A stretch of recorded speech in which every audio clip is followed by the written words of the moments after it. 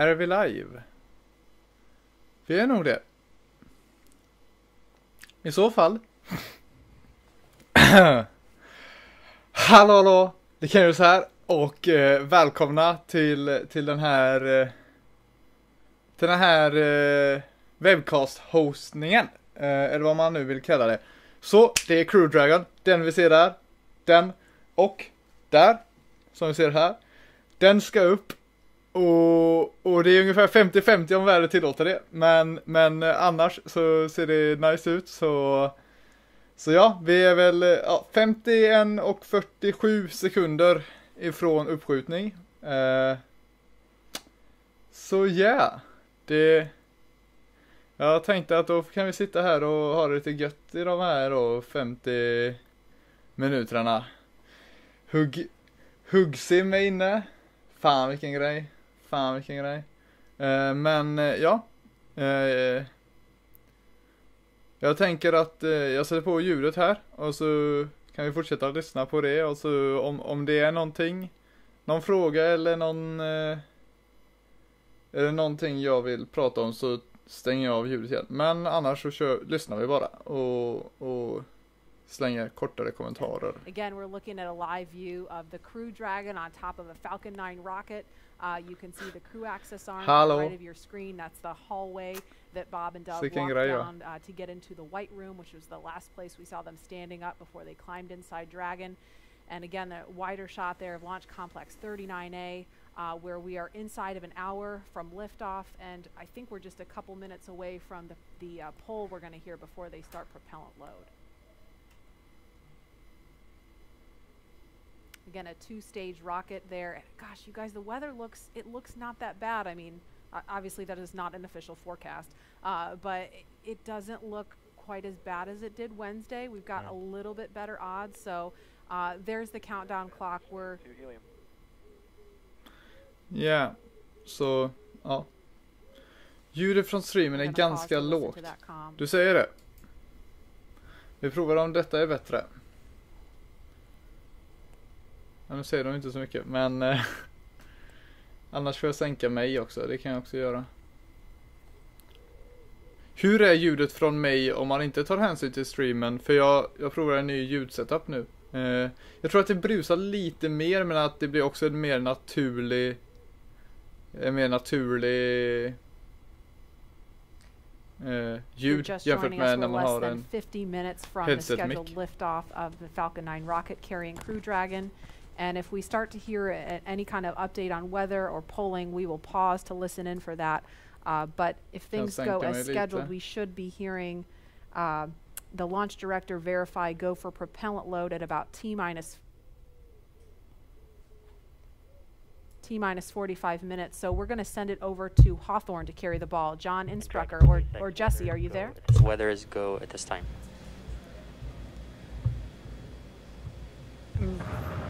Så kanske det blir bättre. Jag vet inte, nu blir jag kanske ännu högre. Men då drar vi ner den här. Så blir det som att jag pratar. And there you heard that call out. So far we have good weather. We are go for launch today. This is getting really exciting. I don't know about you, Dan, but my heart is beating pretty fast right now. Yeah, we've been waiting for those words since Wednesday. And we did hear a call to the crew, just in case you missed it, that they were only tracking one final weather constraint. It was the cumulus cloud rule. They were expecting it to clear up within 10 minutes, and it's cleared up now. So we are currently go on weather. Yes, and it's been pretty incredible to be so close to launch, and the road leading up to this point has been pretty incredible as well. It has been. It's been a partnership between NASA and SpaceX. We've been working together since SpaceX started flying cargo to the International Space Station, now getting ready to launch crew, and we've been really fortunate to work with not only a lot of international partners on the International Space Station, but a lot of really great reminder companies. here in the control room, we'll be closing doors here once we start with propellant load. Any last-minute bio breaks, please go ahead and accomplish those in the next few minutes. And the launch director just getting the teams ready. We'll be coming up on that propellant loading again. That starts at about 35 minutes prior to liftoff, so in about 12 minutes from now. There's going to be a go, no-go coming up really soon. So let's go over to our man, John I, for the latest. John? It's T-minus 47 minutes, 24 seconds. We're continuing to count down. As you just heard, the launch director and launch team are preparing for the readiness for launch poll. Now, the launch director is currently checking with Dragon mission director, NASA launch manager for their readiness. And actually, it sounds like everybody is good there. The launch director will then ask the team, he'll tell them the poll is open, and the 13 members of the SpaceX launch team will be electrically polled for their go to load propellant, as well as continue all the way to launch. Now, we will hear that poll results and a briefing from the launch director at about T-minus 45 minutes. The good news right now is that the weather is go. All the conditions that were read shortly a while ago at T-minus 1 hour have cleared. We're, as the weather forecaster said, cautiously optimistic. Currently, countdown. The probability... Poll is complete. We're go for propellant load. Well, we got an early call out there. And launch control clear to retract the access arm on time. After that, arming access arm retract at T-minus 45 minutes. Got an early call from SpaceX launch director Mike Taylor that the poll is go. He also heard the direction T-minus 45 minutes to prepare for retract of the crew arm. As we hear more discussion, we'll stop and let you listen in. But right now, weather for liftoff, ground level winds are good, 10 to 15 miles an hour, well within limits. Upper altitude balloons show that conditions are acceptable. The red weather conditions have cleared up, the last one being cumulus clouds. And the probability of violation is set at 30% right now. So that's 70% chance of good weather. We're continuing to watch. There is about a less than 10% chance of lightning. Det är 30% högre än vad det var sist. 30 procentenheter högre än vad det var sist. In case, for example, it's stage separation, Dragon had to abort into the ocean. The conditions there are acceptable. There has not been lightning lately. The weather, winds are good, light rain. It is go, but NASA is going to continue to watch those conditions. T-minus 45 minutes and counting. Reminder on hold and launch escape protocol. For non-urgent no-go conditions, brief the CE or LD, and they will approve aborting launch auto-sequence and proceed to launch abort. For urgent issues affecting the safety of the operation, operators shall call hold on the countdown net. Launch control will immediately abort the launch auto-sequence and proceed to the launch abort auto-sequence. Operators shall also advise launch director whether structural break or fire is imminent or occurring per Dragon manual escape flight rules. A reminder on fire alarm instructions. In the event of a fire alarm, key operators previously briefed will remain at their post while the alarm is evaluated. In the event that personal safety is threatened, evacuate to the south-facing emergency exit, which leads directly outside. At this time, weather is go for launch. You can see on the screen, we're inside T-minus 40, we're T-minus 44 minutes, 5 seconds. Crew access arm retracting away. SpaceX launch director is given the final brief to the crew. And we will be beginning propellant loading at T-minus 35 minutes.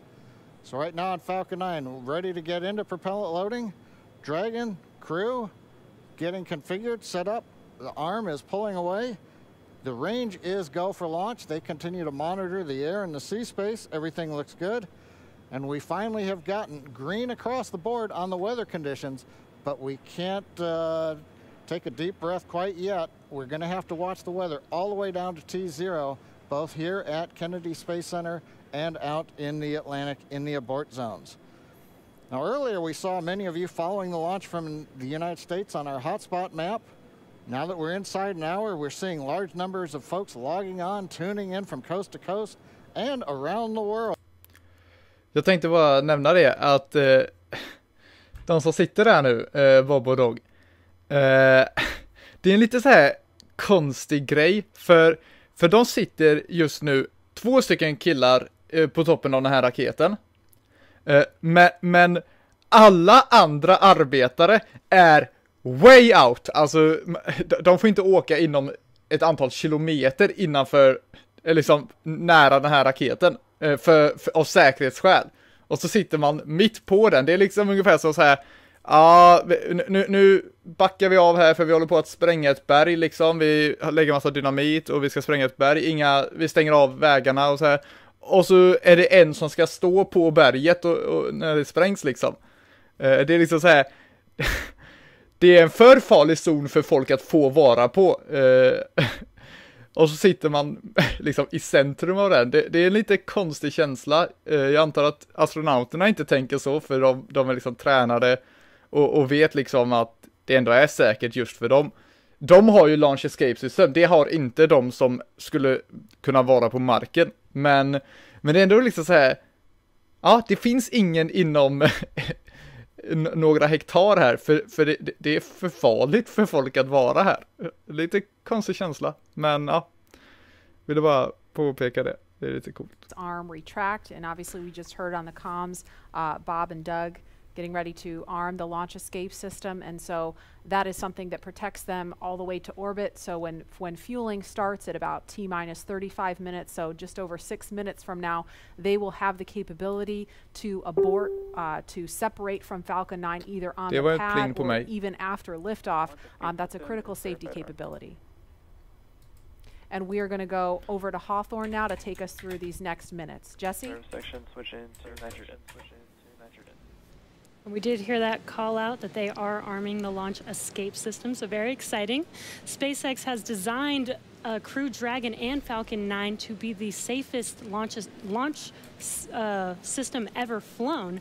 So we brought back Nick Picone, SpaceX's Nick Picone, to talk more about this again. Thanks for coming back and joining us today, Nick. Hey, Jesse. Happy to be here. Still monitoring the launch here with our recovery and ground operations teams. Awesome. And Nick was our mission manager for our in-flight abort test earlier this year and now works on the Starlink team. Nick, on Wednesday, you talked about the launch escape system. Could you just give us a brief summary today for those that are joining today? Sure. So the launch escape system, again, is our ultimate safety feature to keep Bob and Doug safe in the event of a major Falcon anomaly on the pad. The system is designed to automatically fire if either vehicle detects a dangerous condition developing. And if that happens, Dragon will use its 8 Super Draco engines to push the capsule off and away to a safe distance away from this Falcon. This capability is absolutely critical. It's what keeps the crew safe, and we're now active and armed on the pad with it protecting the crew. And as you mentioned, the launch escape system allows the Dragon to separate and get away from the vehicle. I believe it goes into the ocean. What happens after it lands safely in the ocean? Correct. So for most of our failure modes, the successful end state is Dragon deploying parachutes, splashing down safely in the ocean. But since a launch escape can happen while the vehicle's on the pad or anywhere in flight up through orbit, it could be splashing down right off the coast of Cape Canaveral. It could be splashing down thousands of miles away in the North Atlantic. If that happens, to make sure we can get to Bob and Doug as quickly as possible, the Space Force's 45th Space Wing, Task Force 45, has pararescue teams staged and ready all around the world, ready to drop in and rescue Bob and Doug as soon as possible. And you mentioned that the launch escape system will keep them safe all the way up to orbit. What other options are there after Dragon is in orbit? Sure. So if for any reason we're unable to dock to the International Space Station, we have several pre-planned return trajectories, which will bring the capsule down to a splashdown point close to shore, where NASA and SpaceX recovery forces will be waiting to recover them. It'll look like an otherwise totally normal recovery operation, except for the early end of the mission. This operation is something we're doing with one of 2 identical crew recovery ships. We do that because the landing sites, we want to maintain as much flexibility as possible. There could be changing weather conditions that bring down one site and leave the other one up. So we have those 2 identical ships, one in the Atlantic, one in the Gulf of Mexico. And our space operations team can redirect the spacecraft to go to whichever site is the safest option for the crew at that time. And with the vehicle, in almost any scenario, it sounds like the vehicle will land into the ocean. And it may look like a gentle landing into the ocean, but it's a pretty dynamic event happening. And you mentioned there are teams that are ready to go and rescue the vehicle and the astronauts on board. How do you prepare for something like that, especially with so many different scenarios that could happen? Sure. So we're lucky to have had about a decade of recovery experience with Cargo Dragon 1 in our previous trips to the International Space Station. That, along with our booster recovery missions, we've got a great team of recovery operators here who have a lot of offshore experience with our spacecraft. The system, though, that we took that experience, we built up a new crew recovery ship, 2 identical crew recovery ships, I should say, which have a lot of those lessons learned baked into the design of that ship and the operations. These new ships have complete medical facilities, an operational helipad, and redundant communications, power, and propulsion to make sure they're robust and ready for anything we encounter offshore. We've also done tons of training exercises with SpaceX team, the NASA team, and the rescue forces I mentioned earlier, practicing capsule recovery, emergency scenarios where we have to get the crew out of the capsule while they're still in the water, as well as those helicopter evacuations, taking off and landing from the pad many times so that we make sure the team is ready to do that. They're all staged and ready. They feel ready to support, and will be ready to call on us if anything goes wrong today. Awesome. It sounds like Bob and Doug are in some really good hands and will be safe no matter what occurs on the vehicle. So thank you, Nick, for joining us again, for walking us through all of those details. I hope you're just as excited as we are for a launch coming up here very, very shortly now. So we're going to send it over to KSC to Lauren. Thank you, Jesse. So as you just heard, fueling is about to begin at T-minus 35 minutes. We are about 50 seconds away from that. And so we're just getting really, really close to the first launch of astronauts into orbit from American soil since 2011. The launch escape system is armed, which, as you know, happens before fueling.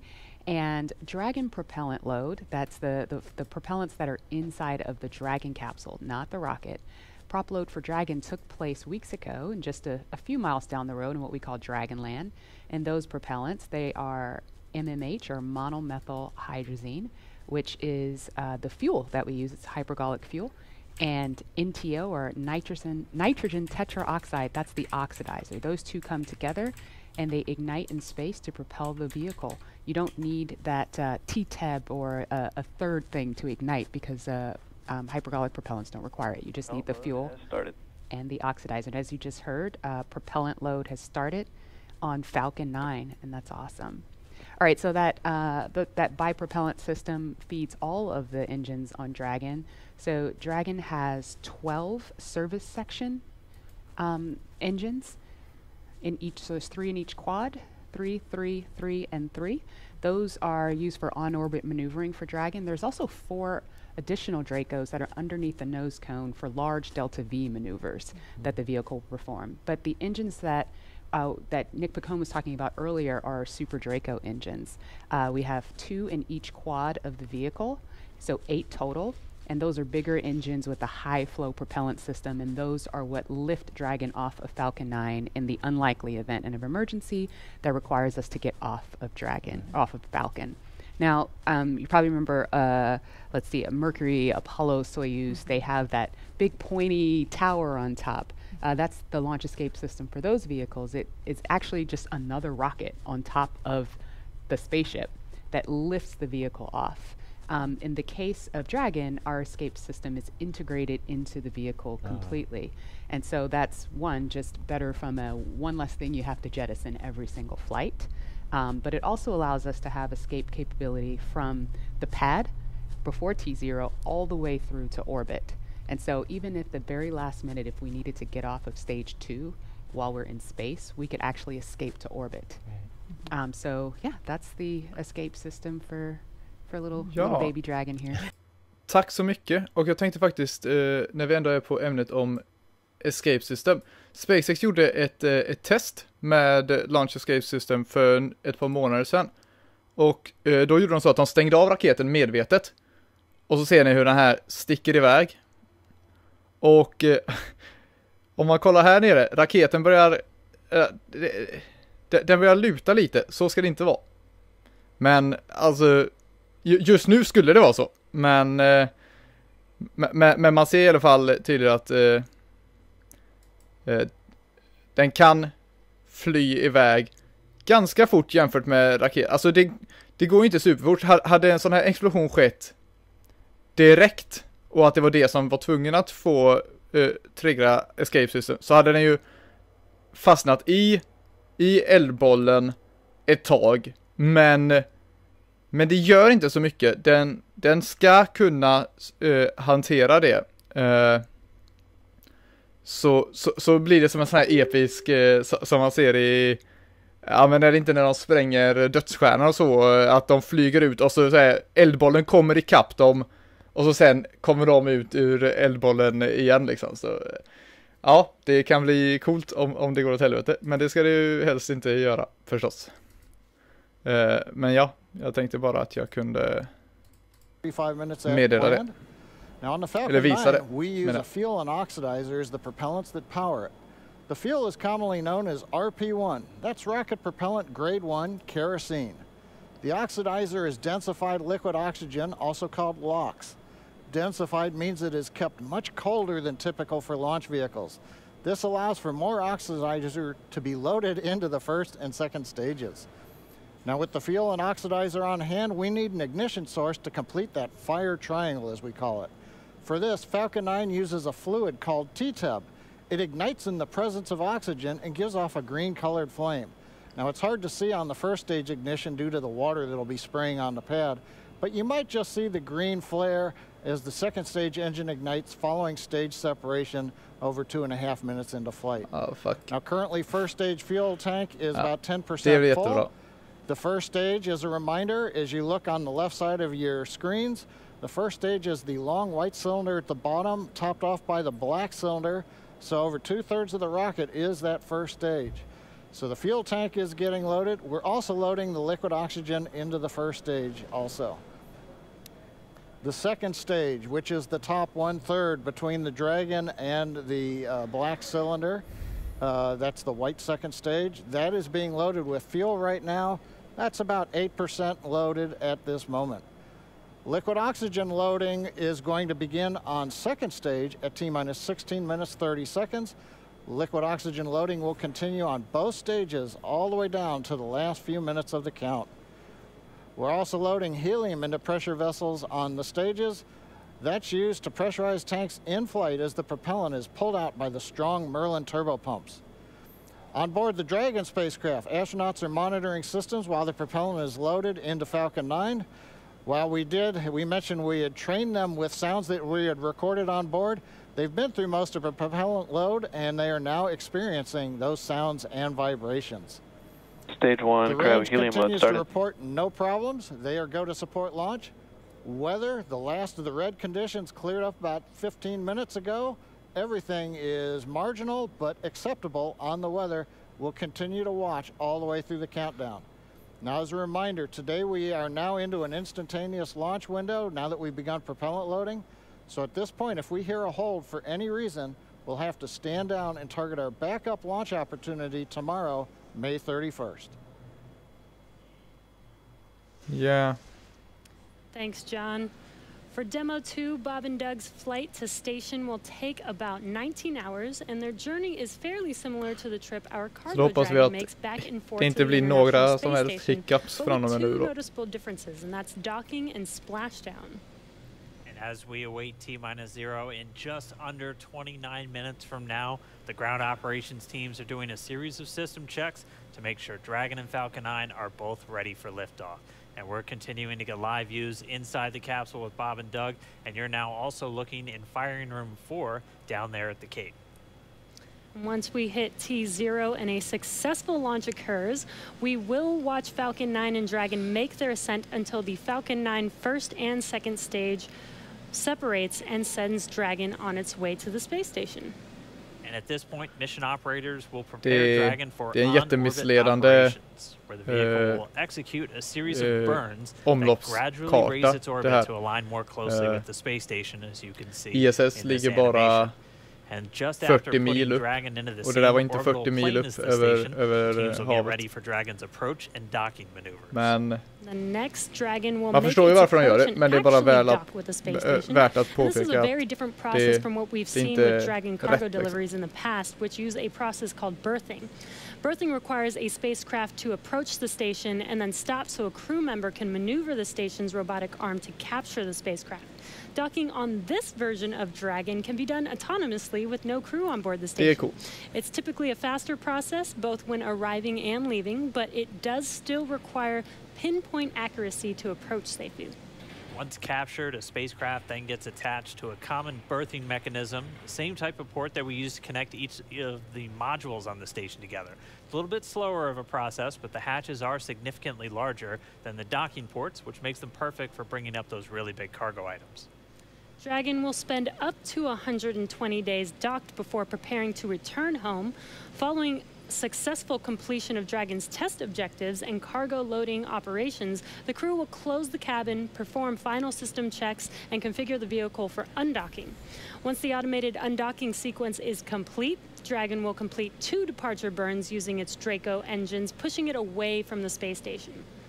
And then next up on the trip, deorbit entry and landing, or splashdown, which is going to cover all the operations following that final departure maneuver. It's going to include events like the trunk separation, closing of the nose cone, a deorbit burn, and then eventually as they get into the atmosphere, the deployment of the drogue and the main parachutes, and all of that ends with splashdown right off the Florida coast. At that point, teams from SpaceX will move in with their recovery ship, grab the capsule out of the water, and work to get Bob and Doug out of Dragon after a successful mission in space. So we are 26 minutes away from launch. Fueling of Falcon 9 is continuing. Let's check in one more time down with the team at Kennedy. Murray? All right, thanks, Dan. We are so pumped right now because things have cleared up and it looks like we might actually do this today.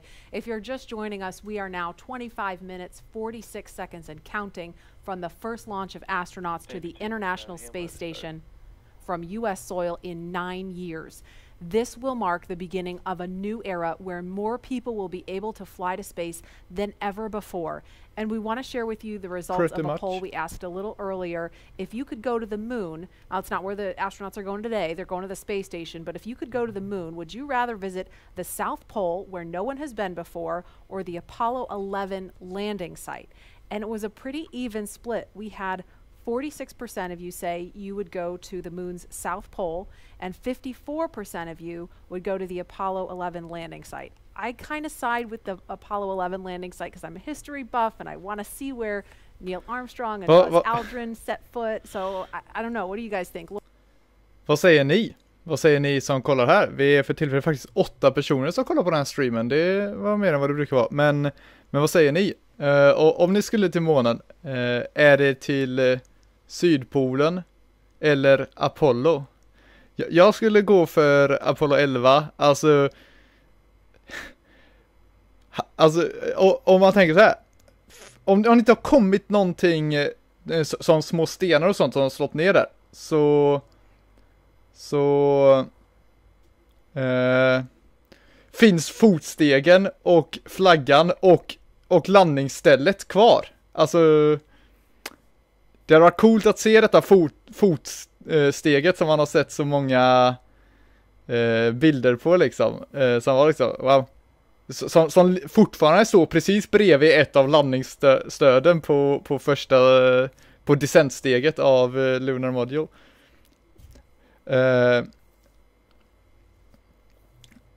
Ja, det verkar som att fler här tycker att Apollo låter roligare.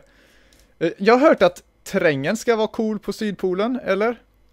Men det är ännu mer på baksidan av månen, eller the dark side om man vill kalla den så, ska vara väldigt rough, medan framsidan är väldigt så här slipad. Hur Sydpolen är vet jag inte riktigt, men jag skulle kunna tänka mig att den är rätt. Det hade kanske varit fräckare att se den ur ett geografiskt eller lunografiskt perspektiv. Men alltså fan vad coolt det hade varit att se Apollo 11s landningsplats. Ja. Jag var förvånad att det var så många som röstade på Sydpolen. Jag trodde att det skulle vara liksom givet att Apollo 11-sajten var...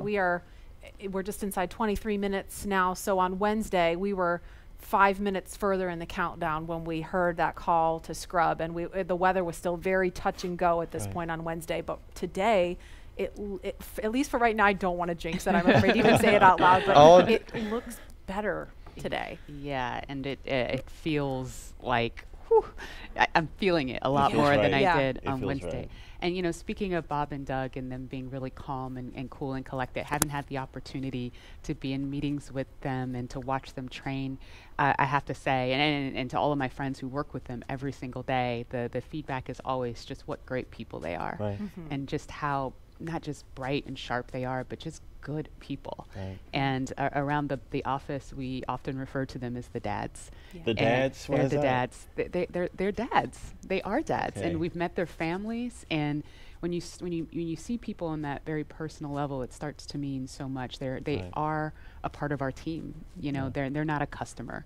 They're our team. They're not a payload. They're our team. They're a family. And so we're just so excited to see the dads up there today. Yeah.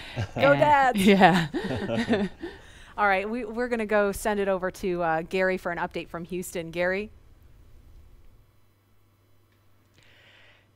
Hey, Marie. The space station team here is focused. All eyes are on the system checks that are happening across the board, and we're listening in as we close in on launch. And I can tell you that things are looking very good. Chris Cassidy will be watching from the International Space Station, right now flying over the Pacific Ocean. It's heading to cross right over the launch pad. We might even get some good views from the station. Hope to be capturing those. We'll have the launch view and the big screen up front, and everyone's excited to see our 2 crew members on their way to the International Space Station. But before we get to it, I just want to pass on good luck from the entire flight operations community here in Houston. It's always exciting to be doing something wholly new and history-making with station operations, and we can't wait to see our team members Bob and Doug in low Earth orbit and heading to the International Space Station. That's it from us here in Mission Control Houston. I'll send it back over to the team in Hawthorne for the latest happening there. John. T-minus 20 minutes, 30 seconds. We're continuing to count down. Everything is still looking good for launch of Falcon 9 and Dragon. 22 minutes, 45 seconds after the hour. Stage right 2 now on the RP1 right-hand mode is complete. side, you can see a large white cloud coming off of the strongback. That is normal. As we get ready to load the second stage with liquid oxygen, we have to chill in the plumbing lines going up that strongback. And so as we relieve pressure, the moist, humid Florida air condenses around it, and that gives you the cloud. So that tells us that things are actually on schedule. We did begin propellant load at T-minus 35 minutes. Fuel loading on the second stage, I believe we just heard the call out that it is complete. First stage fuel load is continuing, and right now that's a little more than, that's about 60% of the way full. So things are looking good. Second stage is getting ready to begin the liquid oxygen loading. After they finish chilling in the lines that you see on the monitor, they'll begin the load at T-minus 16 minutes and 30 seconds. The range right now is go, ready to support. Weather continues to be go. As we inch our way closer, we're keeping our fingers crossed. We're waiting to hear if anybody calls out an issue, but for the moment, as you can see on the screen, it looks good. Now on the Dragon side, the Dragon mission director and the team there are reporting no issues. They've done their communications checkouts. The crew access arm, as you can see, is retracted away from the spacecraft. The crew is strapped in and they are ready to go. Now final instructions will be going to the crew at T-minus 10 minutes. The crew displays will be configured for launch, and that setup will give astronauts Bob Behnken and Doug Hurley insight into how the launch is proceeding and provides constant updates on vehicle health. Riktigt kass We've already heard the crew give their go, close their visors, and get ready for launch. For Dragon, it'll enter terminal count at T-minus 5 minutes. When it transitions Tyckte ju att den var bra we'll hear continued call-outs on the countdown net as we get close to zero and the liftoff. But right now, at T-minus 18 minutes, 15 seconds, everything continues to be go for an on-time launch. So Dan, Jesse, things are looking pretty good. How are they doing over at your stand? De kanske tog hela sin datamängd för att få en bra stream i onsdags, och så vill de inte betala sin ISP mer nu. Så då, vem vet? So we're continuing to count down. We are under 18 minutes away from liftoff. Again, it's an instantaneous liftoff at it's going to be 12:22 and 45 Stackars seconds fåglar here on som the flyger West runt Coast, här. 3:22 and 45 seconds over on the East Coast there in Florida. De kommer ju bli Just a reminder, riktigt it's going to be about förvirrade a 9-minute ride om up to 17 orbit minuter. for the Falcon 9 and Bob and Doug on board Dragon. It'll be a 2-stage flight. So we'll see the first stage fly until we hear MECO, or main engine cutoff, about 2.5 minutes into flight. After that, the second stage will take over and continue to power them the rest of the way. Second engine cutoff comes in just under 9 minutes at about 8 minutes and 44 seconds. Following that second stage completing its job, it'll continue to coast for about 3 minutes. It'll do a slight attitude adjustment and null out any rate, so make sure it's not in any kind of a spin before they do separation. So that's when the Dragon spacecraft will physically separate from the Falcon 9 vehicle and Bob and Doug will be flying free. It's about a 19-hour ride if we launch today on time. So that means Bob and Doug will get on orbit. They'll have a number of burns, or those firings of those Draco thrusters that they'll do over Stage 2 LOX load started. We hear the LOX, the liquid oxygen load has now started on stage 2. But again, they're going to be doing a series of burns on the way uphill towards the International Space Station 5, spread out over the first 16 hours or so of their flight until they get much closer and it's time for that approach and docking. And we are expecting that with an on-time launch to happen today. That'll be coming tomorrow in the afternoon. Nu har vi kommit närmare än vad vi kom igår. Jag tror det var 10 minus 17 igår. Det här är spännande. Det här är spännande. 15 minutes and 45 seconds from liftoff of our second demonstration mission today, and we have the honor of having SpaceX's President and COO Gwen Shotwell join us. Thanks, Gwen, for coming out and taking a few minutes to chat with us. Thanks, Jesse. We know you've been on console. How's the countdown been going so far in there? Countdown is clean today, just like it was Wednesday. We did clear the weather hurdles sooner than we did on Wednesday. And the only thing we're watching right now is downrange weather and lightning at the staging location. Of course. But we will clear that hurdle at T-minus 7 minutes. Awesome, great, very exciting. Now I'm going to throw it back to 2012 because you were on console for Dragon when it was first making its way to the space station. How does that experience compare to today? Stage 2 LOX is on the DPs. So I was nervous then. I stopped getting nervous for launches. Today I'm nervous again. Super nervous, stomach and throat. Understandable.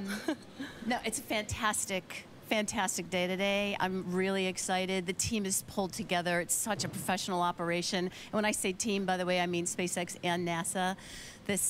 These folks have been working incredibly hard and have done a fantastic job. Yes, and we are all so excited. And we know that you have to get back inside of mission control, but is there anything that you wanted to say before liftoff to NASA and SpaceX? Well, I want to thank NASA, of course, for their generosity and their help with getting to this place.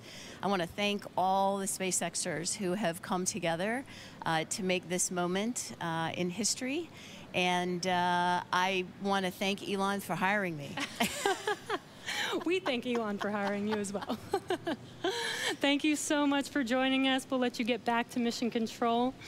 And good luck with launch today. Thanks, Jesse. And Godspeed, Bob and Doug. Godspeed, well, Bob and Doug. We are so excited. We are just a few minutes away from countdown. So we are going to turn it over to Dan and John for the final minutes in terminal count. Take it away, John. Fan, jag missat minus 13:37. We're continuing to load fuel onto the first stage. That should finish up in just about 6 minutes. Kuken. Fuel is completely loaded on the second stage. That's closed out. And we are continuing to load liquid oxygen on both the first and second stage. The liquid oxygen load beginning on the second stage just about 3.5 minutes ago. We are also loading cryogenic helium into the storage vessels on the first and second stage, getting in the last little bits of helium when we keep it cryogenic, cold and liquefied. That gets us, just like we do with liquid oxygen, the maximum amount into the storage volume so that we can get the most performance out of the vehicle. Right now, we are in a fairly quiet state on the vehicle. Ground pumps continuing to put the propellant in to first and second stages. Next significant issue callouts that we're going to hear will probably be inside the T-minus 10 minutes when they talk to the crew. We'll listen for that. But at the moment, everything continuing to look good at T-minus 12 minutes and 20 seconds.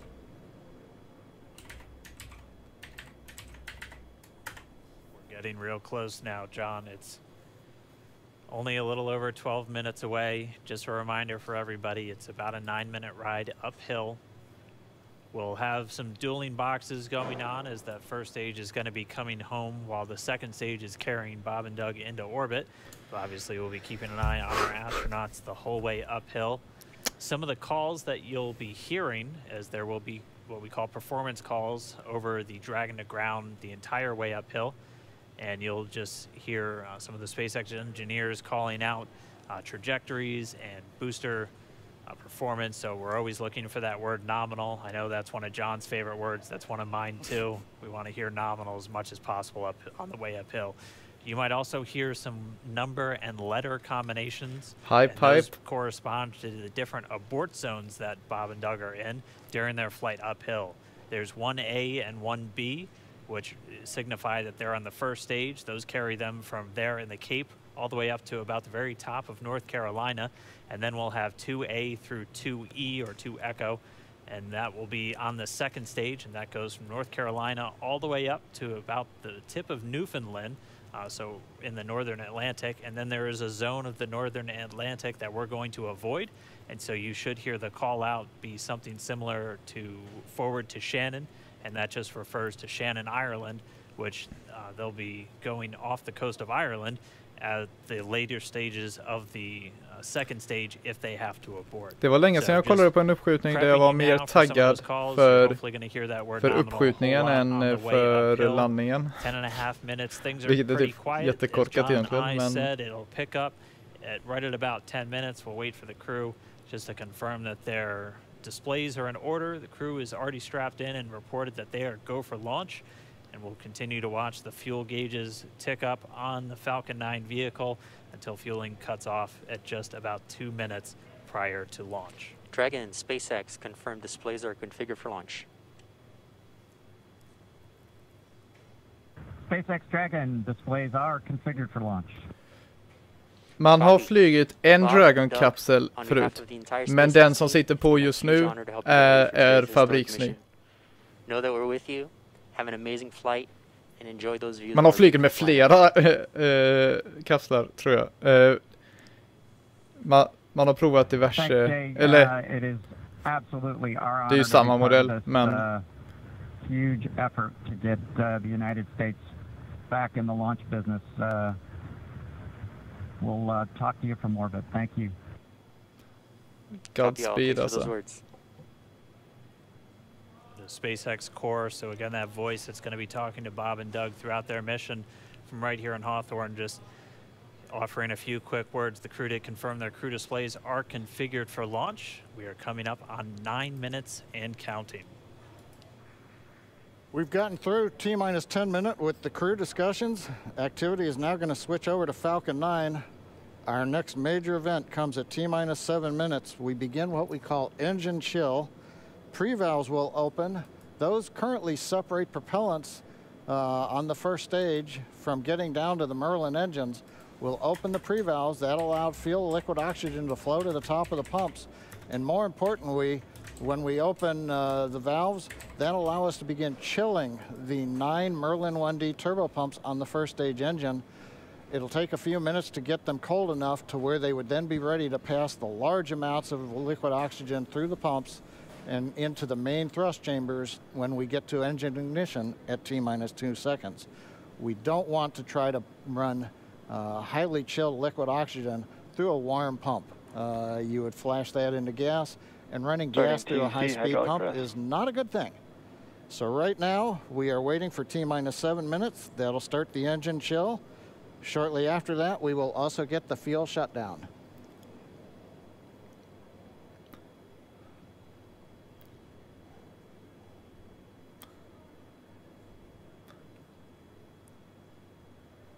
listening to the SpaceX launch director in the background there.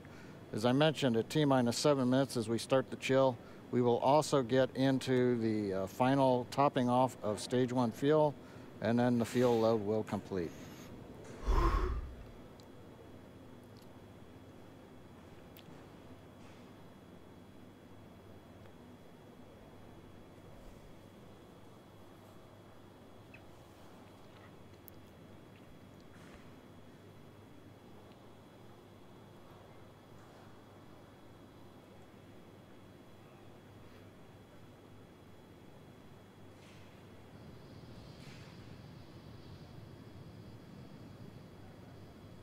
Stage 1 and Stage 2 engine chill has started. Nice, nice. We've heard the call out. Stage 1 engine chill has started. That's gone up to the crew so that they've got situational awareness. As I mentioned, the pre-valves are open. And now we are topping off first stage fuel, getting ready to finish the fuel load. Liquid oxygen load on first and second Engine stage hydraulics at pressure. will continue until the last 3 to 2 minutes of the countdown. We should hear that call out RP1 load complete coming up in about 6 minutes. Again, RP1 is just that densified kerosene or that rocket fuel that Falcon 9 is going to be used to power Bob and Doug to orbit today.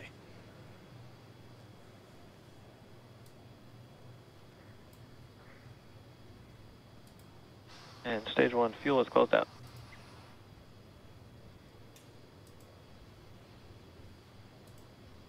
Right on time. That call out indicates that the fuel loading on the first stage is complete. Draining back the lines now, so first stage and second stage fuel are complete. Liquid oxygen loading is continuing on both stages. You can see on the view on the left side of the monitor the condensation, the cold gas wrapped around the stages as the tank skins are chilled by the densified liquid oxygen, picking up the humidity from the Florida air. All right, looks like at this moment we're a little more than 90% full on the oxidizer on the first stage, ticking up towards that 80% mark on the second stage. We'll be counting down all the way till about 2 or 3 minutes, as John and I just said, until everything is loaded in Falcon 9. Heaters closing out. And then we will be go for launch. Dragon has transitioned to configure for terminal count. Hur många är det som kollar på den här streamen? 3 miljoner. Det var ett tag som vi hade så många. Undrar hur många det var på Crew Dragon. Pressurizing the Falcon 9 tanks. We're going to open the heavy. clamp arm around the second stage. Tror inte att det var så här många retract the strongback. We'll move back about 2 degrees. That'll get us to the liftoff position. At liftoff, the strongback will then recline about 45 degrees away. Started. Stage 2, RP1 bleed. Launch director called out the strongback retract has started. On the left, you'll see it go back just a couple of degrees. Stage 1, RP1 bleed.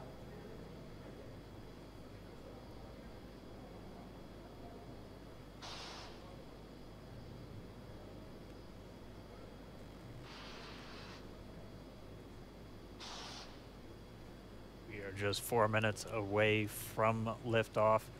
Again, at this moment, Bob and Doug are really just laser focused on those displays.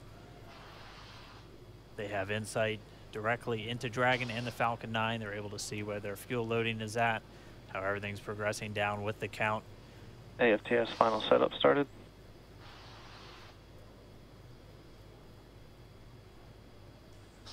Three and a half minutes from launch. And the strongback is now reclining away from the Falcon 9.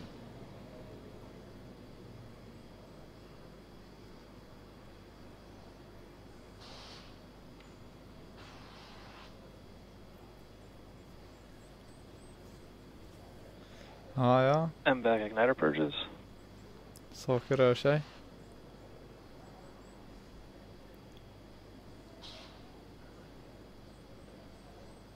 Ogo bleed. Dragon has transitioned to terminal count and is on internal power. Stage 1, LOX load closed out. Okay, we're at T-minus 2 minutes, 42 seconds. Stage 1 LOX load is closed out. Stage 2 will continue to load for about another half a minute or so.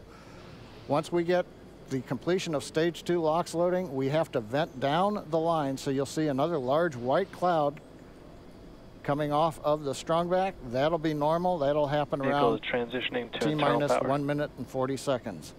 We're going on internal power now. Just a few seconds away from the Stage 2 LOX load being complete. It's been almost 9 years since we've been in this position. A lot of work done by thousands of people to get to this point. All our eyes focused on 2 now.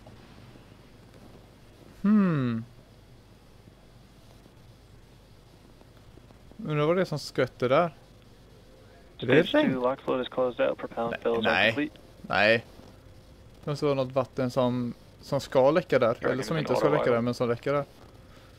Men det verkar inte göra att tiden slutar. All fuel, all oxidizer on Falcon 9. 1 minute 34 seconds to go till launch. Ground gas closeouts is starting.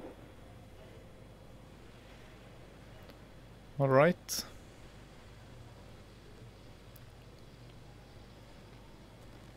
Då tar snart Falcon över och ja.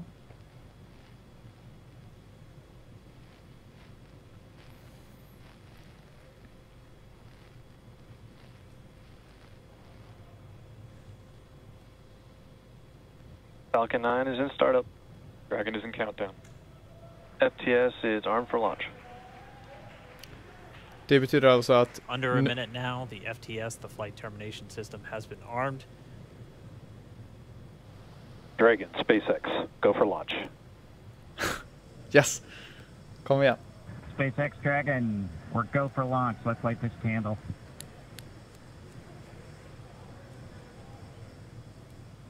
T-minus 30 seconds.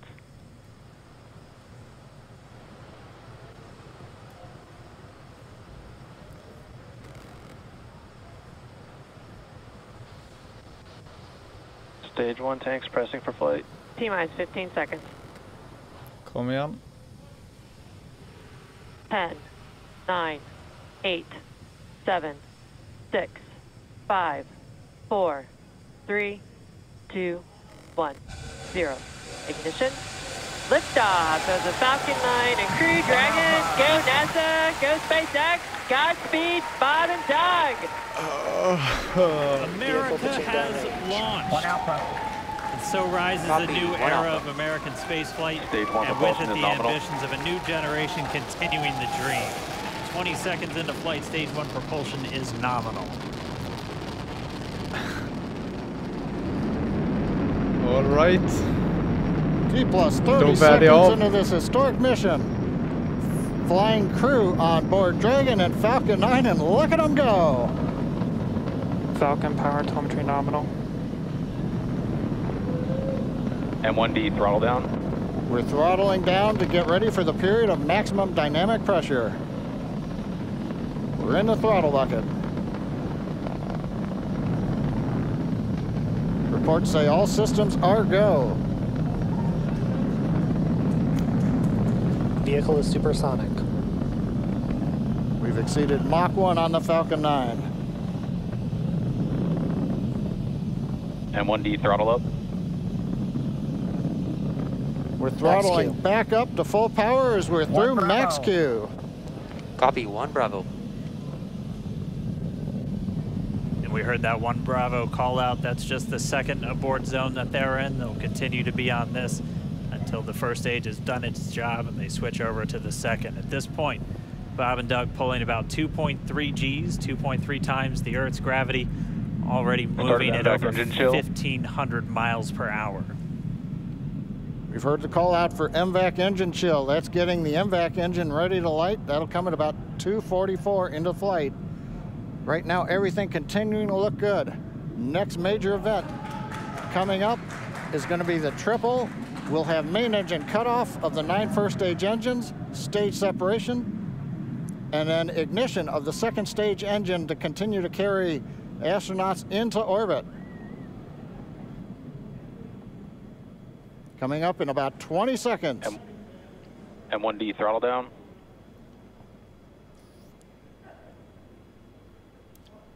We heard we're throttling down the Merlin engines on the first stage.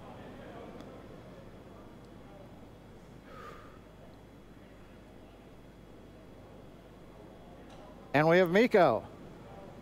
Miko. 2 Alpha. Falcon stage separation confirmed. Copy 2 Alpha. MVAC ignition. Gött, gött.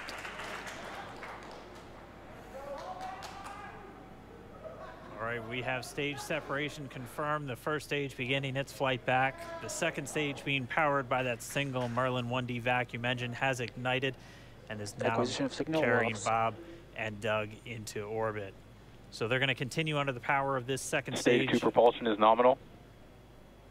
Which will cut off at SECO, or second engine cut off at about 8 minutes and 44 seconds into today's flight. So a little over 5 minutes to go still on this second stage. You heard the call out to Alpha, so they're now in the longest abort zone that carries them all the way from about North Carolina up the eastern seaboard, almost to Canada.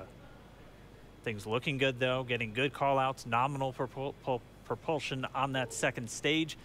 Bob and Doug continuing to make their way into orbit.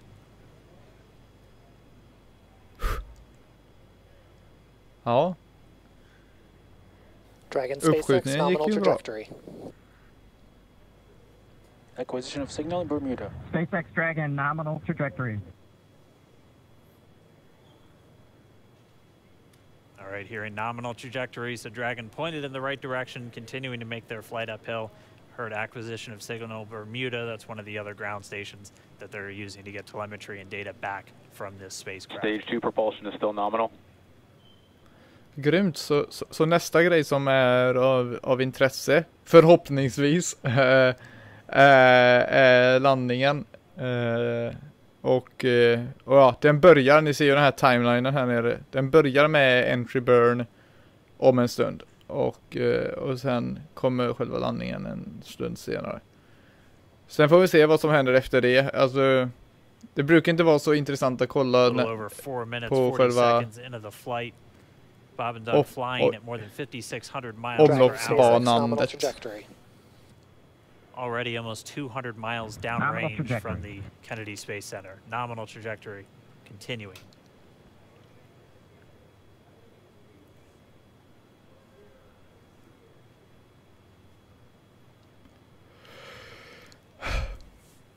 Fan vad gött.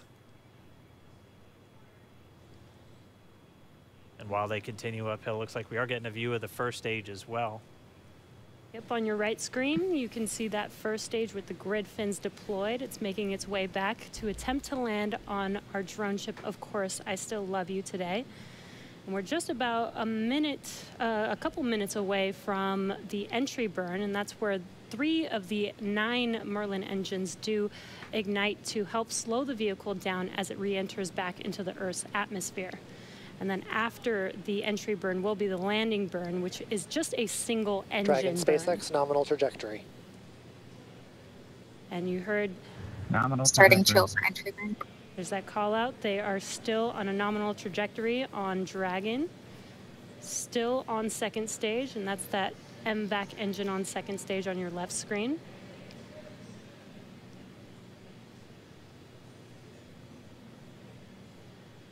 Again, on your right screen is that first stage booster coming back towards our drone ship, Of Course, I Still Love You. We're about a minute away from entry burn. Meanwhile, that second stage continuing to power Dragon into orbit. Again, if you're keeping an eye on that timer, that's going to continue to burn until 8 minutes and 44 seconds into flight. So a little over 2 minutes from now, we'll hear the call out SECO. It'll then be a little Stage 2 propulsion is still good. A little over 3 minutes until Dragon physically separates from the second stage of the Falcon 9 after the upper Dragon stage gets a SpaceX chance. nominal trajectory. Dragon copies, nominal trajectory. Continuing to check in with Bob and Doug as they are on a nominal trajectory. Just about 10 seconds away from that first stage, starting that entry burn on your right screen. We should be able to see that view live. Stage 1 entry burn startup.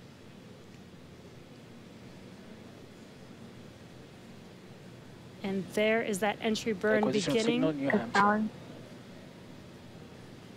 This burn lasts about 36 seconds long. Stage 2 FTS is saved.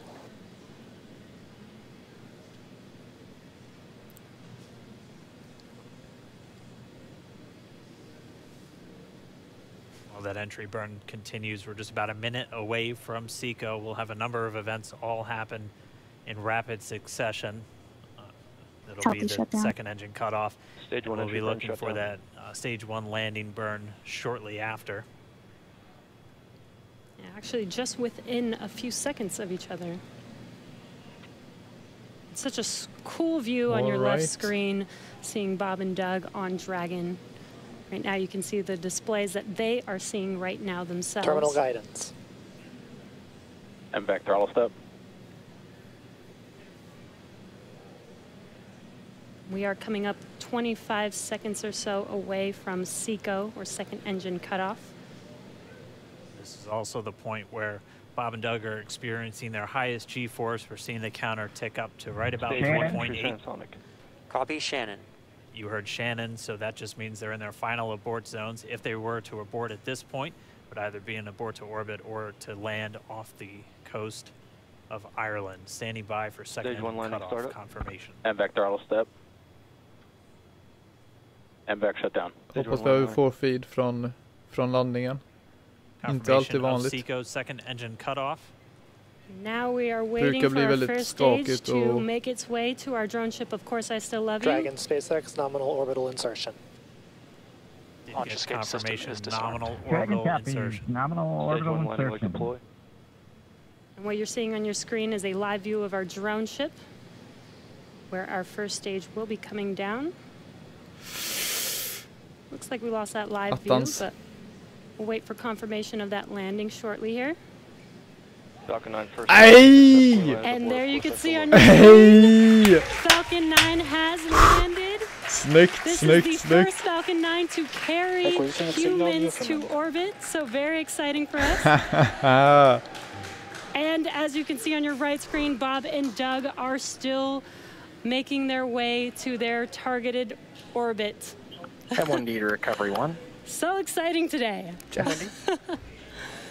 It doesn't stop. It does not stop. All right, we did hear again that call out, good orbital insertion, so that means Falcon 9 and Dragon right now exactly where they're supposed to be. M1D to FRC on recovery 1. And it's right at about 12 minutes when Dragon will separate. Looks like we saw a 0G indicator floating around there. I know Bob and Doug owe us a little bit about what exactly that is that they brought up with them.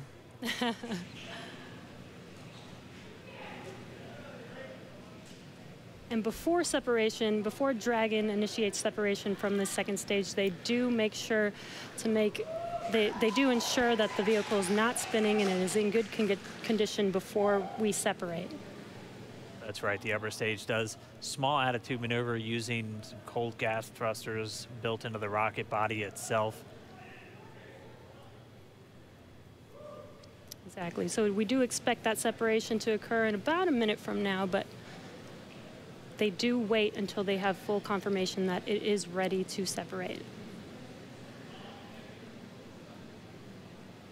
Such cool views. I cannot get over this view that we are seeing right now. Bob and Doug on the right screen, inside of Crew Dragon, out in space. Yeah, already 200 kilometers over planet Earth, or a little over 124 miles, traveling in excess of Och det är alltså basically när 27,000 meters per second. När Dragon lämnar about 16,000 miles andra steget av Falcon. Again, we're just standing by. That separation event should be coming up shortly. Then they'll begin a series of checks on the Draco thrusters that are going to be used to maneuver and then power Dragon on its flight to the International Space Station. Standing by for separation. Expected loss of signal, Wallows. It sounds like we had an expected LOS loss of signal with one of the ground stations. Waiting for confirmation now of that Dragon separation confirmed. Dragon separation confirmed. There is a great view right in front of you Countdown of dragons separating. Separation confirmed. And there's that call out. Dragon is now officially making its way to the International Space Station today. Dragon SpaceX with that separation call. We have a few words for you from our Falcon 9 team. Standing by. Dragon, Chief Engineer on Dragon to Ground. Bob Doug, on behalf of the entire launch team, thanks for flying with Falcon 9 today. We hope you enjoyed the ride and wish you a great mission. Thanks, Bala. Congratulations to you and the F9 team for the first human ride for Falcon 9. And it was incredible. Appreciate all the hard work, and thanks for the great ride to space. Copy all. Bala and Mike, proud of you guys and the rest of the team. Thank you so much for what you've done for us today, putting America back into low Earth orbit from the Florida coast. Copy all. Good luck. Godspeed.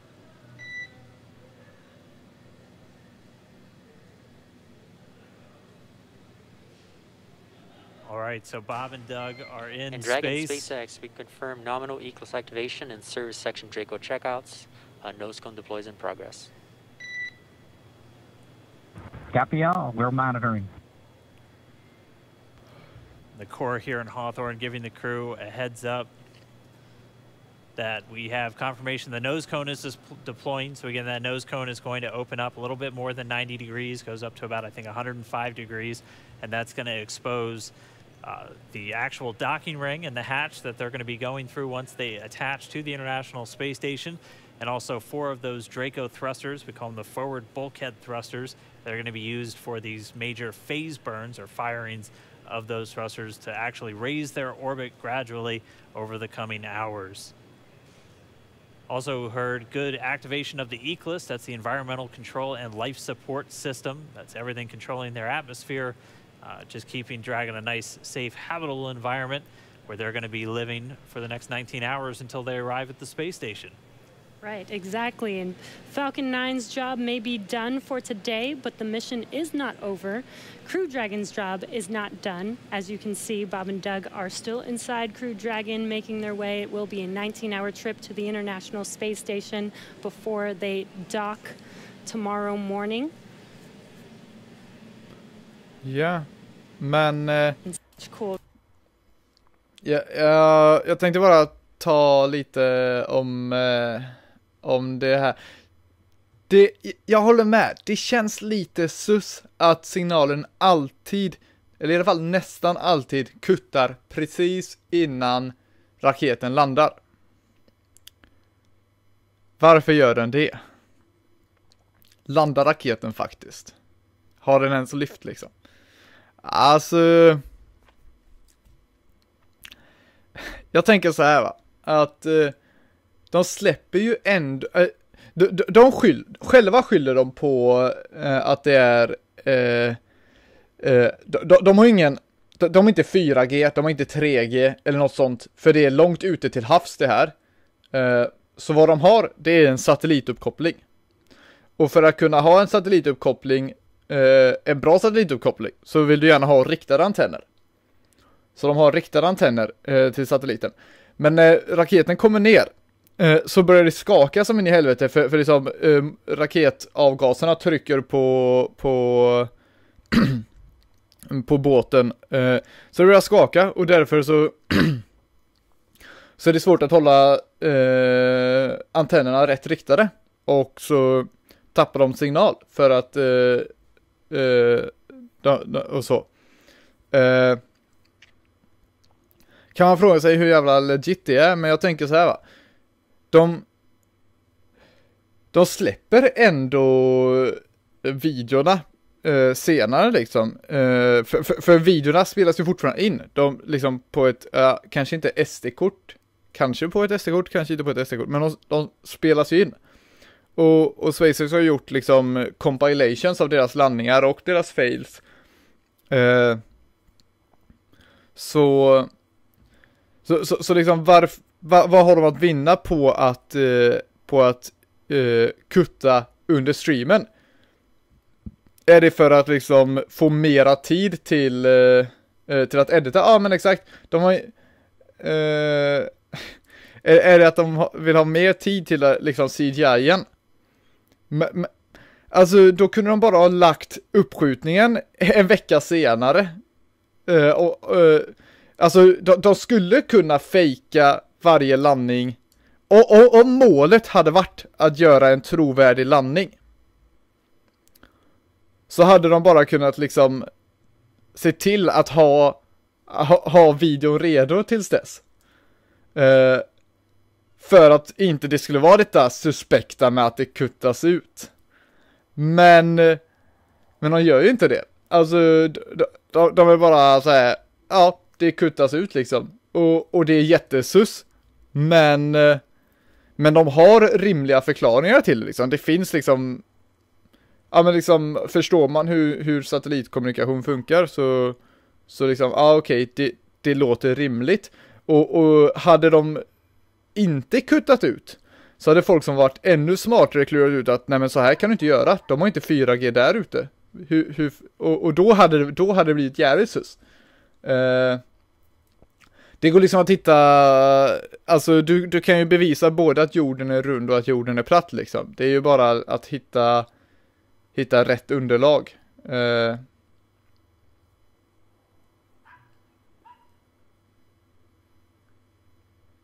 Men du snackar ju den här killen, det vill vi höra. Way too long. I want to give a lot of credit to Charlie Bolden. He was my predecessor as the NASA administrator. He fought hard for this program at a time when it didn't get any support in Congress. We now have an administration that is fully supportive of our spaceflight initiatives, not just on the exploration, discovery, going to the moon, onto Mars, but also from a Space Force perspective. Our budgets are going up, things are strong. And today was just, it was just an amazing day. You know, one of the things the president did right out of the gate when he became president is he created what's called the National Space Council. And he put the vice president as chairman of the National Space Council. And on that National Space Council, you've got the Secretary of Defense and the Secretary of State and the Secretary of Commerce, the Secretary of Transportation, the Secretary of Education, the chairman of the Joint Chiefs, all of these different amazing individuals that deal with space day in and day out. A lot of people don't realize how many parts of the federal government deal with space. And the vice president invited those members of the National Space Council here as well. So faktiskt. Props till Trump för att supporta NASA så mycket som han gör. Democrats who have been involved in supporting this program, you know, for a long time now. So I'll just tell you, I'm breathing a sigh of relief. But I will also tell you, I am not going to celebrate until Bob and Doug are home safely. Tomorrow, they're going to dock to the International Space Station. Tonight, I'm heading to Houston to be at the Johnson Space Center when that happens. So it's a bit of a relief. The nose cone is now open. It's now deployed, which means that you know, now we're going to go into some burns. We're going to have some phasing burns. We're going to have some you know, boosting burns, and we're going to get as much as we can in alignment with the International Space Station as early as possible here. But also, I know it's hard, but you know, the big thing that we need to do now is we got to get Bob and Doug, who have now gone through this exercise twice. They need to get some rest. But I can guarantee you there will be no rest for a good amount of time while they're up there in orbit. And they are certainly on their way, and a lot of people joining us for. Ja, så här va, nu inför valet och så här, liksom. Vad jag har förstått, jag har inte följt amerikansk politik så mycket, men liksom man har ju ändå liksom förstått att Trump har inte riktigt varit en superbra president på alla håll liksom. Men alltså, det finns en sak som jag skulle bli glad över om det var så att han vann 2020-valet också. Och det är att han skulle få vara president under tiden som eller under nästa månlandning, NASAs nästa första månlandning. Och eftersom Trump var den som satte igång Artemis, som är nästa månprogram, så hade det varit lite fint om han fick fortsätta vara president tills det var klart liksom. Så, liksom John F. Kennedy satte igång Apollo-programmet. Han fick inte ens leva till att se det gå igenom. Men desto mindre fått vara president när det gick igenom. Och därför tycker jag att Trump alltså det hade jag tyckt var en fin silver lining om Trump blev president igen. Så jag tänkte jag kan bara säga det. Sen back to the internetuppkoppling och bryts och skak och landningar. SpaceX håller på att skicka upp Starlink som kommer vara en satellit internetservice. Och de menar att alltså så här, för att få bra fiber-like internetanslutning, inte riktigt fiber-like, men liksom bättre än liksom vanligt satellitnät, för satellitnät är cancer. Men för att få bra internet med Starlink, så sätt bara antennen mot rymden, liksom rikta den bara mot rymden och koppla in allting, så ska det funka. Och om det är så, då kan de inte riktigt skylla på att saker skakar. För satellitinternet har täckning över vattnet.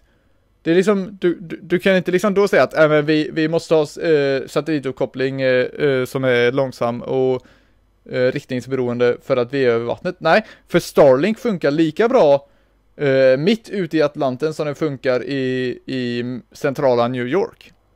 Det är ju därför som folk vill ha satellitinternet. Så det blir intressant att se om det blir bättre streams när Starlink är live. Och om det inte blir det, varför är det då att de kuttar loss? De gräver sin egen grav, indeed. We'll have NASA and SpaceX leaders here to take questions live on this unprecedented achievement in human spaceflight. And in addition to NASA TV, you can follow along always on Twitter at @NASA and nasa.gov for mission updates as it progresses. Here now are highlights from the mission so far. May 30th, 2020. Remember this day. You'll have this memory forever. The day America returned astronauts to orbit from U.S. soil.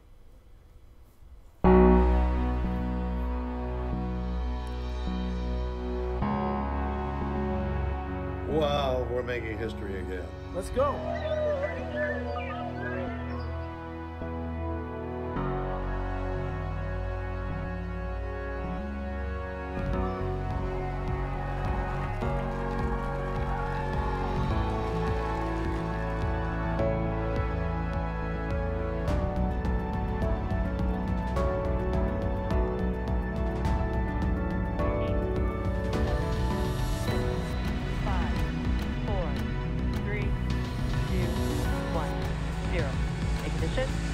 Liftoff of the Falcon 9 and Crew Dragon. Go NASA, go SpaceX, Godspeed, Bob and Doug.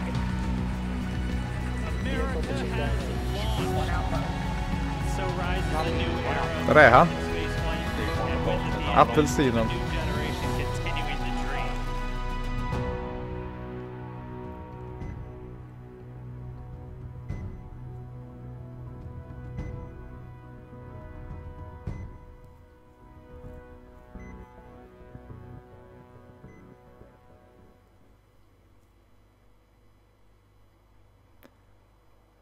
Var det slut? Kommer det eftertexter? Jag trodde de sa att de skulle ha presskonferens med Elon Musk och Bridenstine. Det kanske de inte skulle. Det här ser ju tomt ut. Men då menar sån här är sån. Det finns faktiskt en annan grej jag skulle vilja visa er som hände med SpaceX igår.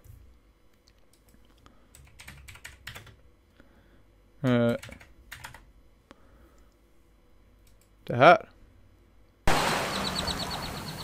så basically, det är jättecoolt med Crew Dragon och Falcon 9 och så här. Men ännu coolare är deras uppkommande projekt som heter Starship Super Heavy, eller Starship bara. Som är en raket ungefär lika stor som månraketen, men fully reusable. Så den kommer vara billigare än till exempel en Falcon 9, även en återanvänd Falcon 9. Och den kommer vara kraftfullare än Saturn 5. Så det är en jävla cool raket. Men de håller på att bygga testprototyper. Och trycksätter dem och provar sätta på motorerna och så.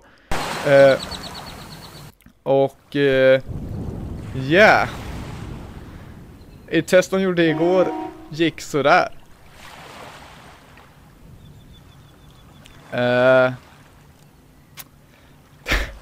Det var dramatiskt.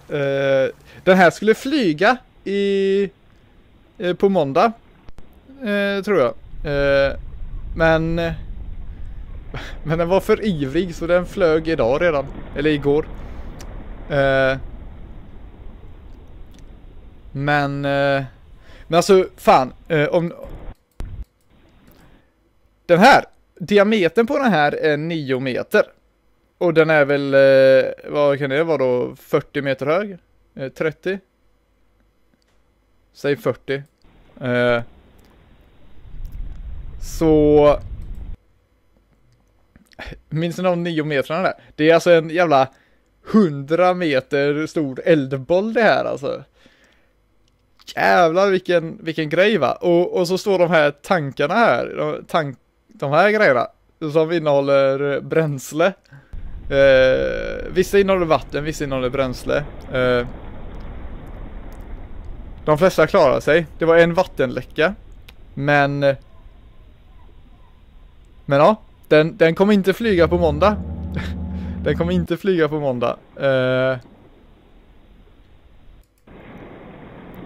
Så det var lite synd.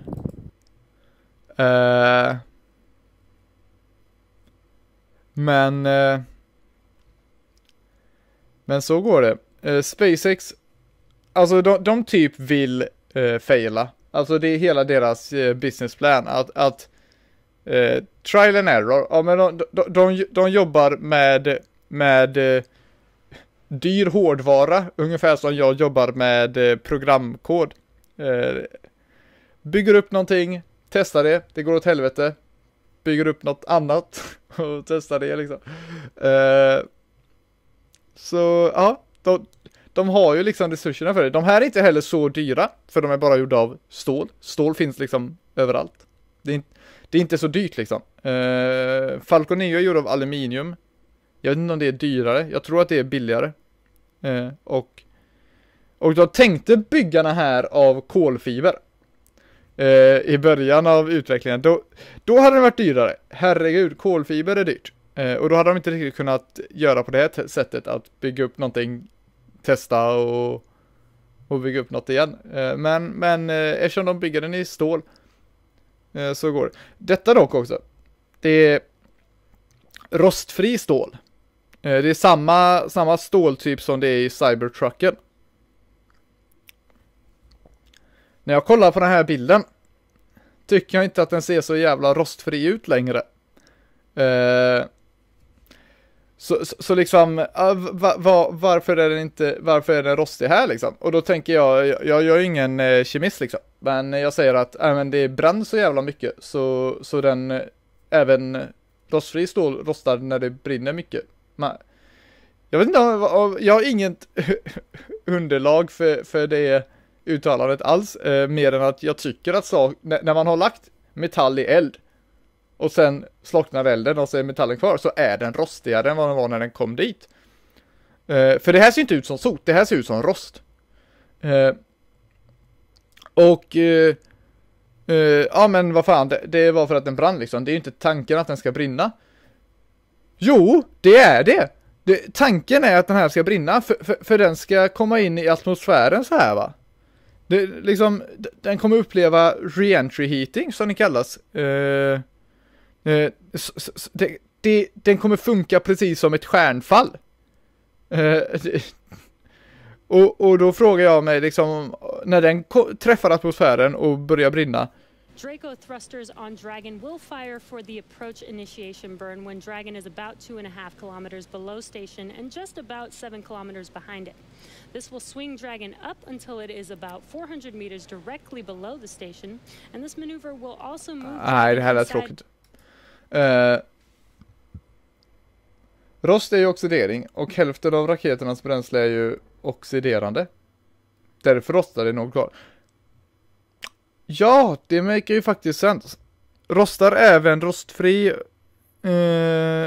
rostfritt stål om det får tillräckligt med oxidation. Eller liksom om det finns tillräckligt med syre i omgivningen. Det kanske det gör. Det kanske bara är under liksom normala atmosfärsförhållanden som det inte rostar.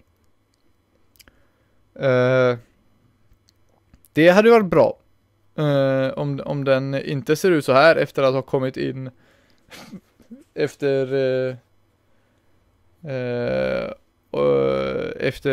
reentry. För sen är ju tanken är att de här ska flyga ungefär som flygplan i framtiden, att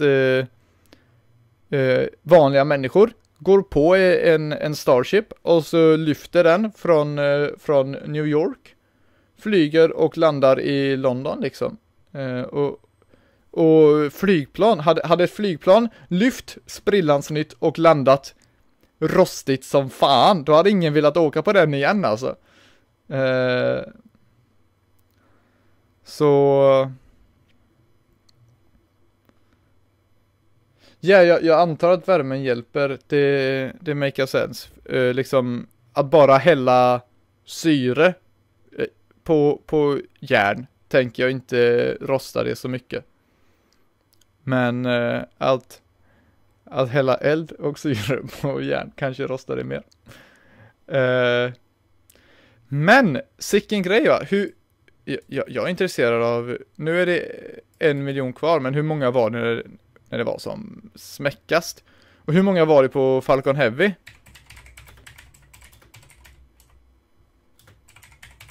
Vad söker man på för det?